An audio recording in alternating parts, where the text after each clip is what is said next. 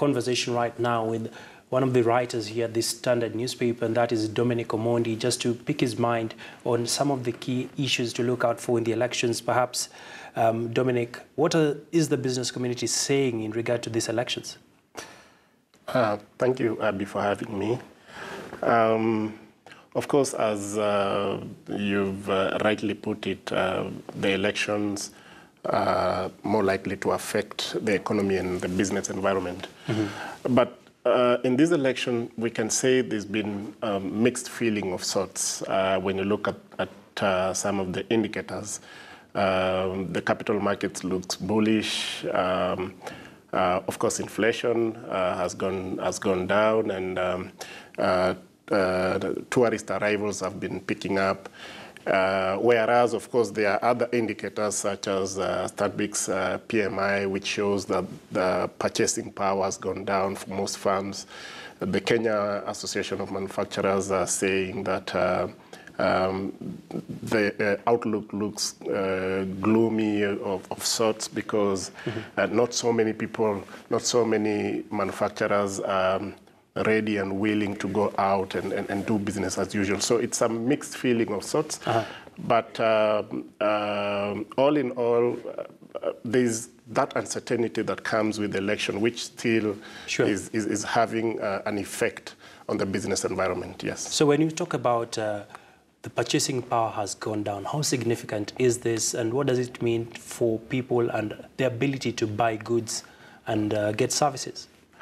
Well, not really in terms of purchasing power in the manner in which we understand the term, but people are businesses, and mostly manufacturers or most businesses generally are just not ready to go out there and stock so that they can sell, because I mean there is that uncertainty that most people are like, let's wait and see how it's going to be. Or some may buy and then stock it and not take it out into the market.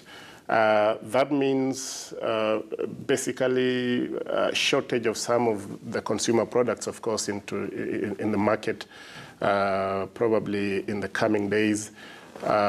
Speaking about shortage of consumer goods, there's a statement coming in from Kenya Pipeline indicating that supply of fuel will not be affected actually in any way.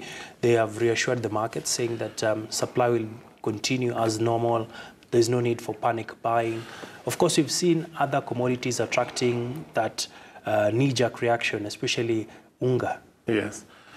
Well, it's okay. As I said before, of course, things like tourist arrivals, official statements that we are getting from the government is that the numbers haven't gone down as normally. If in any case, the numbers have been going up.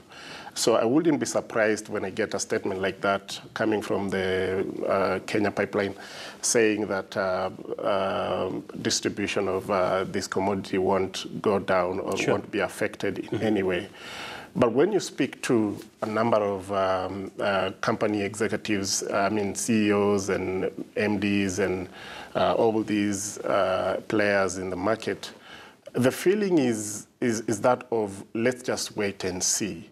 As you are well aware, most businesses are afraid of something you call uncertainty. Uncertainty is the biggest enemy for any investor.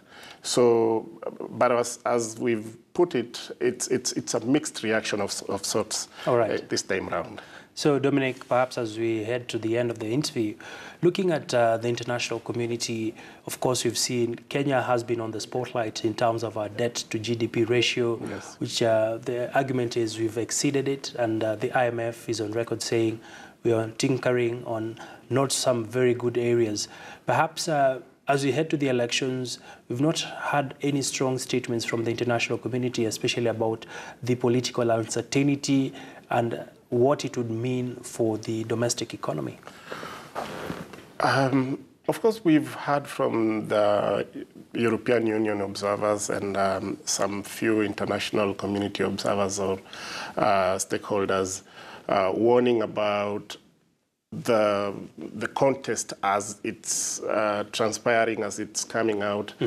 There seems to be a very hotly contested kind of election, which is really driving up the temperatures in the country, and they are warning that if something is not done, if the temperatures are not brought down, then the country may head the wrong way, or either there's a skirmish or something like that. But of course, the issue of the economy and how, I mean, even if you talk about the GDP debt to GDP, I don't know how that really is intertwined with the election, but that has been an issue that we've been dealing with for the last, I shouldn't say, to be fair to Jubilee government, I shouldn't say the last 5 years, but for some time now, though it has ballooned in the last 5 years. And that is something that we, perhaps not really talking about the environment itself, but the players that we expect to form the next government, that is something that we need to get some concrete explanations around that issue and on how really they are going to deal with the issue of debt to GDP and how they can bring it down, yes. So, Dominic, give or take, what's your forecast for after the elections? Is Kenya's economy expecting to, assuming we have a peaceful transition, where is the economy headed to, in brief? Well, I wouldn't want to be pessimistic, but certain things need to be done in order for the economy to continue growing, and not just growing, but growing in a manner that is distributive and it's benefiting a larger number of Kenyans. Of course, corruption has to be dealt with. Issues to do with collection of revenue, that needs to go up, and also social safety nets to especially the vulnerable groups. And of course, the most important issue is if the economy doesn't translate into jobs, if economic growth doesn't translate to jobs, then it's not growth enough. Thank you so much, yes. Dominic Omondi there speaking to us. Just trying to assess the impact of the upcoming elections on the economy, and we are getting a sense of mixed reaction, mixed feelings, where people are on a wait and see, just expecting for the best, at the same time expecting that in the eventuality the scenario is not as positive as anticipated, the economy would be taking on the biggest brunt. Well, that has been the business edition of Kivumbi 2017. My name is Zabi Egina. From us in the city center, we now cross over to Mombasa Road, where our colleague Yusuf Ibrahim has more on the political front.